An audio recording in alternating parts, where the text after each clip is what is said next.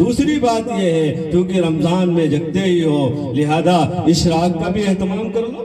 جہاں دیگر فرائض کو ادا کر رہے ہو وہ تو فرض ہیں ہی ہیں، اشراق پڑھ لو. یہاں رمضان کے مہینے میں نفلوں کا ثواب فرضوں کے برابر ہو جاتا ہے اور فرضوں کا ثواب 70 فرض کے برابر ہو جاتا ہے. ہاں جو بھی ہم عمل کریں گے اللہ کے یہاں ہمیں اس کا ثواب ملے گا.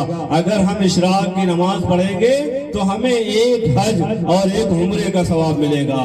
اگر ہم چاش کی نماز پڑھیں گے تو ہمیں 12 سال کی عبادت کا ثواب ملے گا.